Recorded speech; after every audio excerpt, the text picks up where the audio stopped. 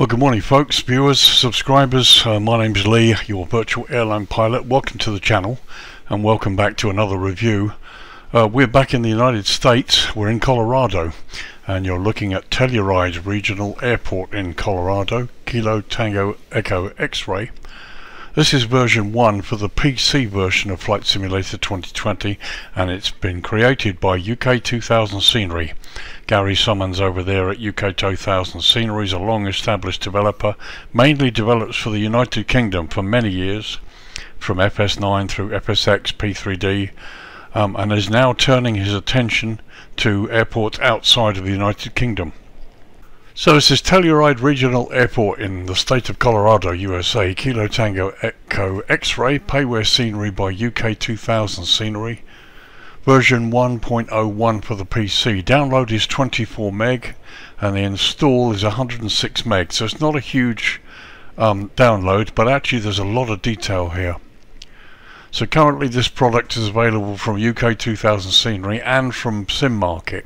As of early December, the product was actually on offer, but it's now back at its original price, which is £9.99 UK, or which equates to €11.27, or $12.09 US.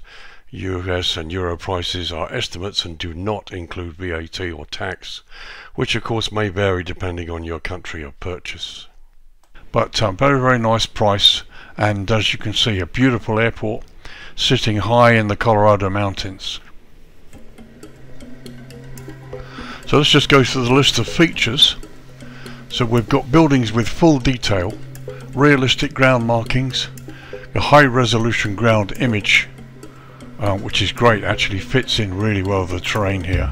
Stunning night effects, which we will look at obviously during the review.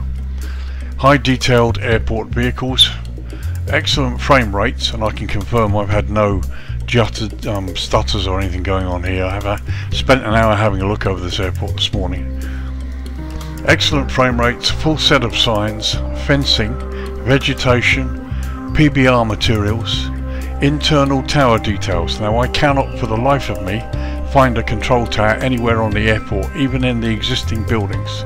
I've also looked on the Navigraph charts, there's no tower marked, and I've searched the net for images of Telluride Airport and cannot find a control tower, so that I'm not certain about.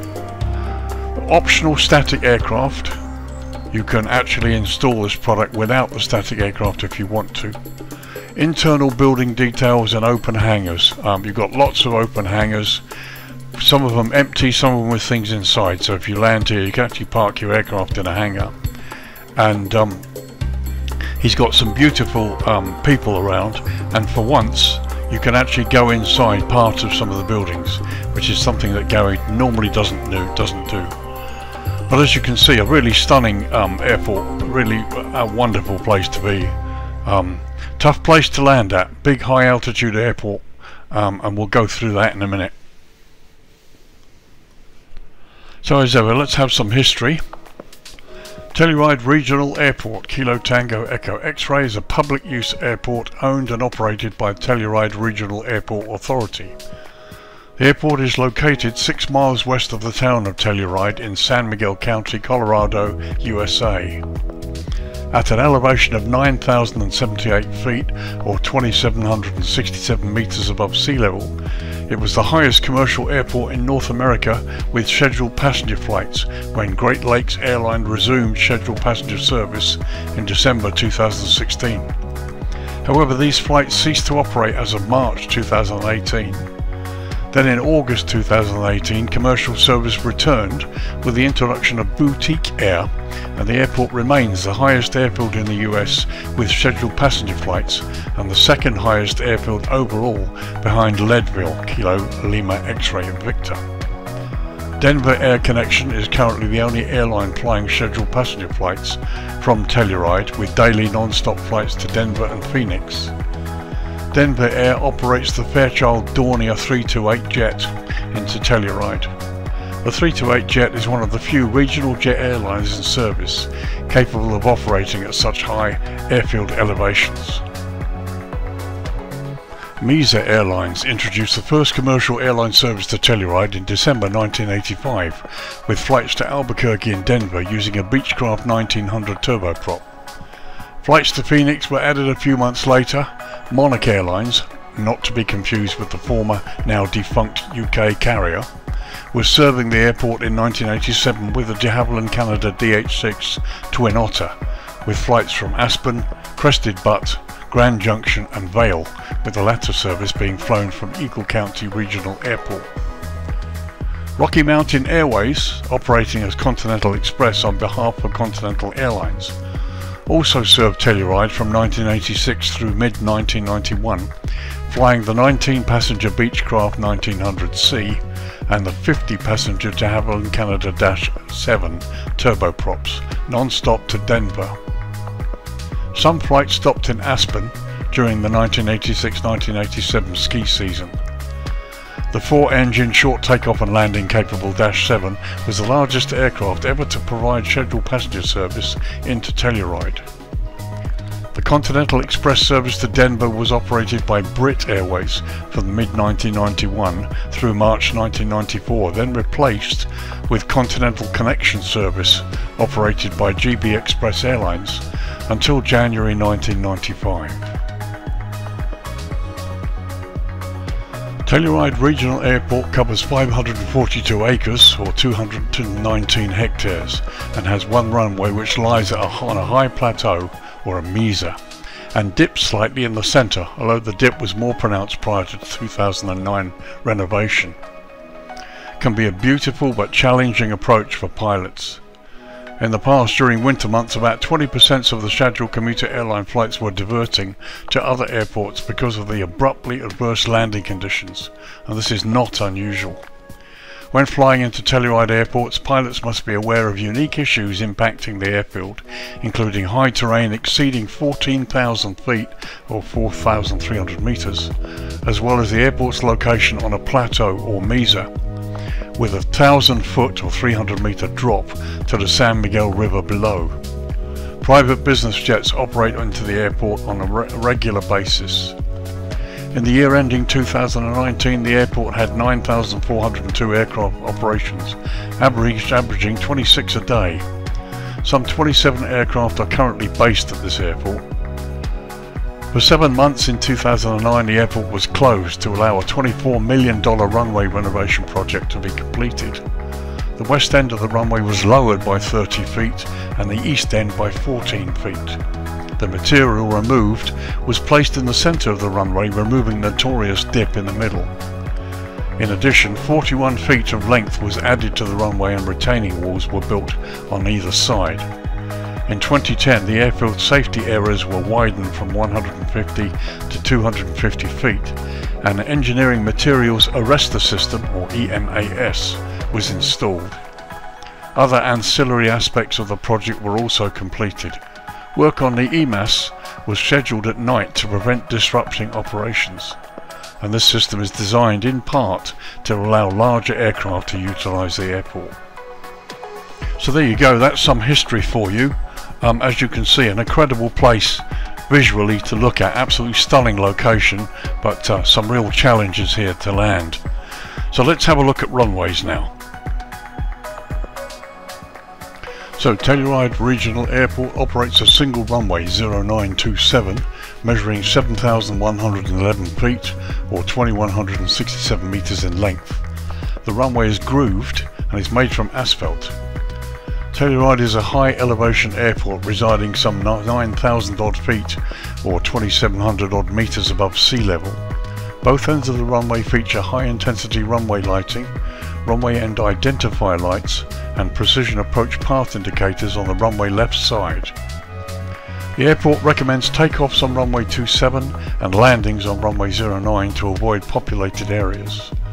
The airport is closed to traffic from 2100 to 0600 local time. Runway 09 features a localizer approach as well as RNAV GPS approach options too. And additionally, there is a VORA option. No SID or STAR procedures are published for Telluride. So for the moment here we're looking down the throat of runway 09, which is your preferred landing runway. There's a localizer approach here plus RNAV, and here you can see the high intensity airfield lighting, end identifier lights, and you've got the PAPIs there on the left side. You've also got this displaced area here. So you've got pretty much all the options you need for a landing here. So a quick look at runway 27. So here we are looking down the throat of runway 27, and this would be the runway preferred for takeoffs. And again, as you can see, high intensity airfield runway lighting, end identifier lights, and PAPIs on the left side. So both ends of the runway exactly the same options. And then there are no real published procedures for landing on 27, so it would be visual anyway. And bear in mind the airport's not open during the nighttime hours. But for the purposes of this review, we will have a look at the timings, and that we'll have a look at the airport generally in the complete darkness of night as well. So that does it for runways. Let's get down to the airport proper and have a look. So as usual, we'll start with a quick tour starting from one end of the runway. What I really like about this airport is just the detail. Gary spared no expense, everything right down to the shrubbery there to the right hand side. And the detail is incredible. You look to the left, you've got little tunnels here as well, ducting. Signage is good. I've loaded the airport static aircraft to give you a full view of just what's on offer here. And there's my helicopter. But a wonderful array of private aircraft, beautiful ground detail on the ramp here, and as ever Gary's really gone to town on the buildings here, and one or two static and animated people around too.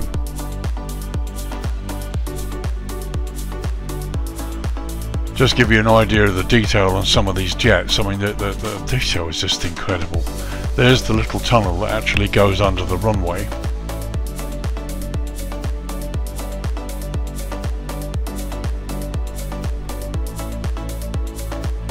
So just a close-up look at some of the models for you, just to get you interested. I mean, a really nice helicopter there, detail is excellent. And a really nice model of the jet there. And here you've got some more static aircraft. Some of them are Asobo defaults, which I think this one might be, I'm not certain. But it all looks really, it looks great. It just adds to the ambience and the atmosphere of the airport, which for me is everything. In the distance there you can see the building, there's a hangar next door. Wonderful detail, which we'll have a look at the moment. So we'll do some quick shots of some of the hangars and in-turn buildings inside so you can see the level of detail here. I mean, here's the fuel dump. And once again, another small hangar there with some trucks in there. Interesting to see these two vehicles actually are a higher resolution than the car. That's probably the only little nitpick I can see so far.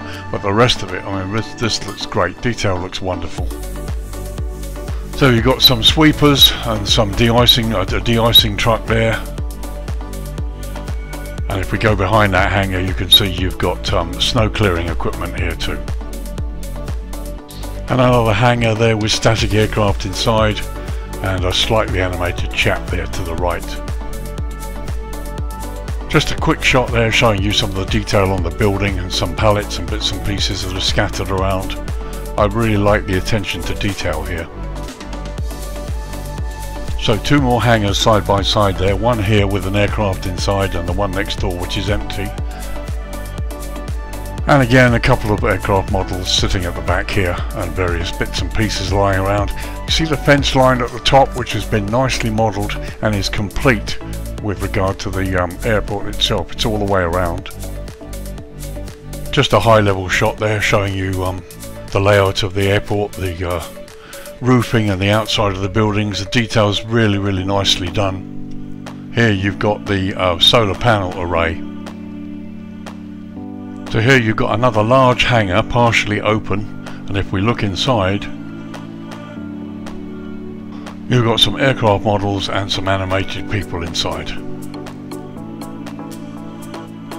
And just another view inside that hangar so that you can see the detail on the roof. You've got the hanging lights, and it's all nicely modelled. It's very, very pleasant. So once again, we're going across the top of the building here in the car park. Some nice car park models and some nice touches.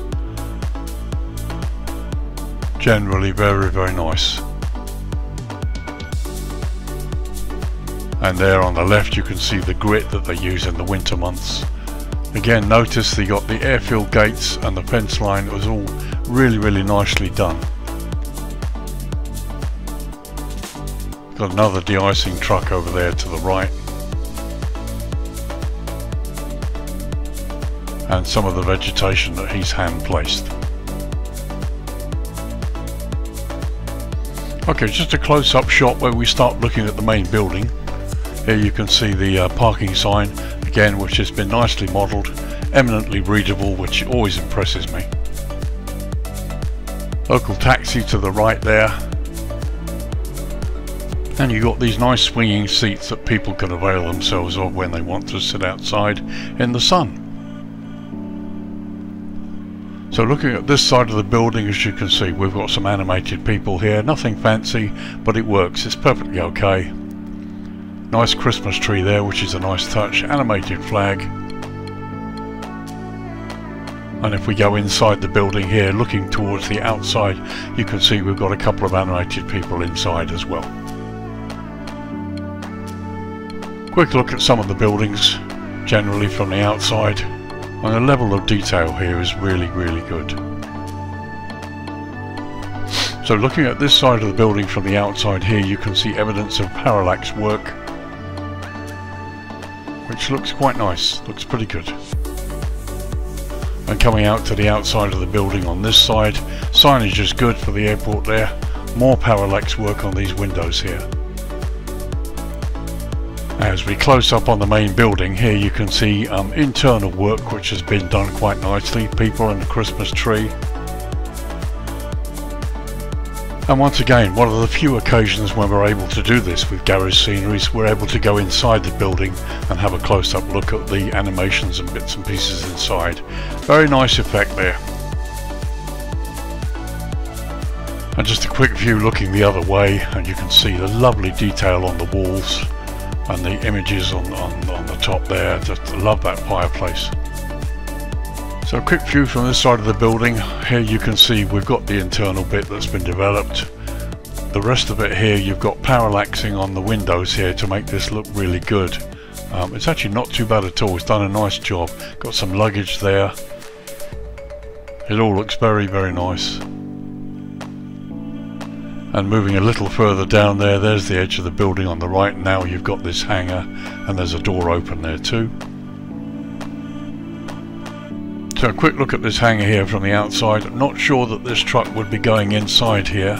I don't know, maybe I'm wrong. It looks a bit big and a bit unsafe to bring a highly flammable vehicle inside there, but I don't know.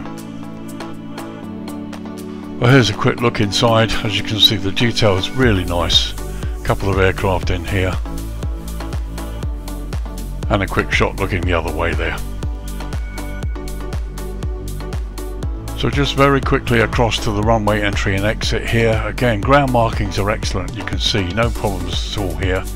The signs are good. Blue airfield edge lights are there. No green centerline lights that I can see, but all the markings are as they should be.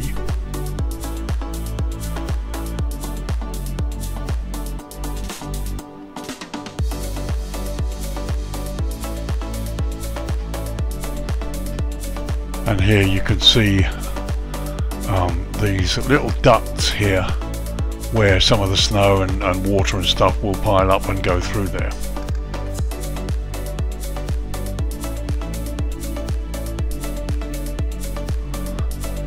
Runway markers, so you've got one there, and there are also others further down the runway. Exit sign there showing how to get to the terminal. And another sign there to the left showing you the exit from the main runway.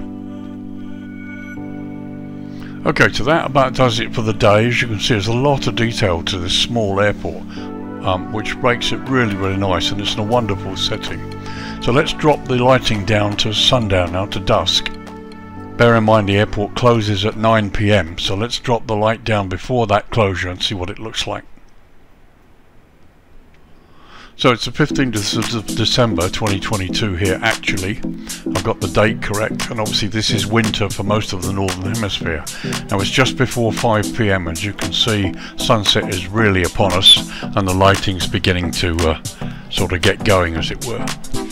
And I'm pretty sure that when we get to about sort of 8:30 in the evening it'll be totally dark and it'll essentially be night time. So I'm not sure, can't find any information about whether or not those hours, 2100 to 0600 closure, actually changes in the winter months because it gets dark early. It could be a real challenge to do even an RNAV approach here in the total darkness of night time with the airport being open. However, that's for you pilots to work out. Let's just have a look here. Just even in this shot you can see the mountains bathed in the sunset, which is a wonderful, this is a really truly wonderful location. And you can see blue airfield edge lights delineating the airfield very easily, shouldn't be too much of a problem. And even in this low light you can see the taxiway signage. They're looking down to the threshold of runway 27, and you've got the windsock there to the right which isn't lit. And there we are looking towards the threshold of runway 09, which would be your landing runway. So let's get a close-up look at the ramp and the buildings with the lighting coming on and have a look. So the first thing to notice is just how subtle the lighting is. It's really, really nice.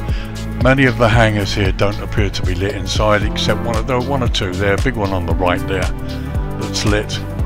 And again, there's no obvious light sources for the light that we're seeing, but it works. It works really nice. I can't see any Asobo globes floating around, although having said that, there's one out there by the road, I think. Yeah, one by the road. As you can see, some of the hangars are lit, most of them aren't, and you can see the lighting illuminating the ramp, but there's no obvious source of where that light comes from.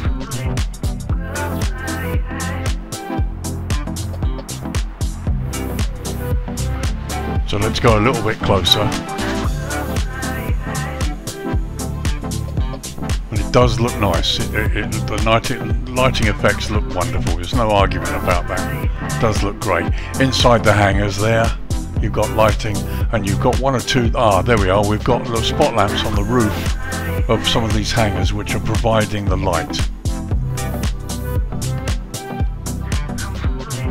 Really, really nice. The lighting effects are very, very pleasant. Huge light on in the hangar there. And here, as we get close to the building, now you can see the full effect with the parallaxing and how real it looks. It's very nice, very well done. There's the inside of the building, all lit up nice. And here we have a slow pan across the ramp here from this side, just giving you, we've got an Asobo globe floating up there.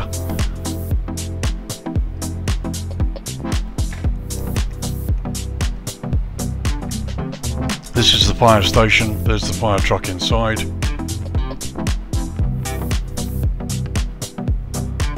And yeah, it's great. It's a lovely airport detail.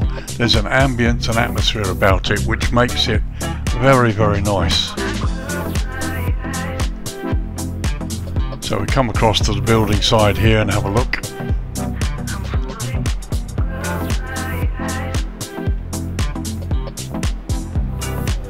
Very nice. It's a nice, homely, atmospheric effect here that, yeah, no complaints at all. It's very nice. And just looking back towards that big hangar over there, you can see that's lit inside as well. And we still have this lovely effect where the sun comes down up in the mountains here. And a quick look across the car park, which is very nicely done. And now we can see quite a few Asobo globes floating around, which is a pity, but at the end of the day the lighting looks great. I've got no complaints, it's very, very nice. So there's a nice shot showing you the ramp area as the sun sinks further down, the stars start to come up. It's a very picturesque airport, I have to say. So let's turn the light down to night time now. And we need to do this before 9 PM. Let's have a look. So it's just before 7 PM local time, about 2 hours before the airport officially closes for operations, and as you can see, it's all pretty dark, but the lighting effect in the terminal central area here is very, very nice. So looking out to the threshold of runway 09, there you can see the demarcation of the blue edge lights, and you shouldn't have too much of a problem getting it in and out, although you will be relying on your nose gear light. And looking towards the threshold of runway 27 at the other end, yeah, the runway is lit quite well, but you will be relying very much on your nose gear and landing lights in terms of taxiing around on the runway. So just a couple of quick nighttime shots just to give you a flavour of what the night lighting is like. Not going to spend too much time. It's very nice. The lighting looks really good actually at night. There's a big open hangar. There's probably enough room in there for you to park something. And looking across to some of the hangars there. Okay, quick look at dawn. So 20 past 7 local time in the morning. As you can see, the sunrise is about to come up. Lights are still on. The airport's nicely bathed in its own light, but the mountains look really good. And looking out towards the main runway, runway 09 in the distance there, and runway 27 threshold. And just very quickly while we're here, while we've got a minute here, you can see the river that was referred to in the description, and the huge drop off the end of this plateau. So this is really a challenging place to land. Okay, just after 8 AM local time, and as you can see the sun is well up now and the airport is lit. And in this view here you get a really good view of how this airport sits on this big plinth or mesa. And yeah, time to give you my thoughts. Do I like it? Yeah, it's another really good project from Gary's stable at UK2000SCENERY. Those of you who know him and have used his products, bought his products over the years, will know that he's a guy who works on quality, and I have many of his products. And this is my second actually review of a different product. But do I like it? Yes, I do. It's a very nice airport, very nice project to take on actually. It's to be honest, it's a steal at the moment. For just over £7, it's a real steal. It's a lovely airport in a stunning location, lots of attention to detail, everything right down to bins, rocks, pallets and other bits and pieces sitting all over the place. It's wonderful. Not sure what I've got that might try to fly in here. I mean, the runway's long enough to get an Airbus in here, possibly the 319, but it will be a challenge because of the high elevation. I even have fun trying to get the helicopter airborne out here. But yeah, this is certainly worth a look. But yeah, there's a lot I like about it. The only thing that bothers me, I cannot for the life of me see a control tower. The control tower that's mentioned in the features, I cannot find it anywhere. Maybe I've been looking in the wrong place, I'm not sure. And again, I can't find any photos of the real airport showing a control tower of any kind. The other thing I like about this is you've got this option of being able to install or remove static aircraft, which I know is an important thing to many people with sceneries, and that's a really good plus. But yeah, a wonderful airport in a stunning location at a steal of a price at the moment, and Gary's done another wonderful job. Very happy to recommend this. It's beautiful. So guys, this is Lee, your virtual airline pilot, wrapping up another review. Thank you for joining me. And coming to the end of the year, I just want to say to you guys, Merry Christmas and a Happy New Year to all my followers. To my North American friends and supporters, happy holidays. I hope you have a stunning time and get everything you want.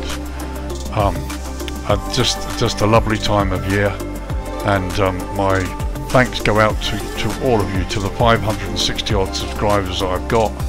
My next target is to try and get my videos out and try and get up to 1,000 subscribers, which would be wonderful.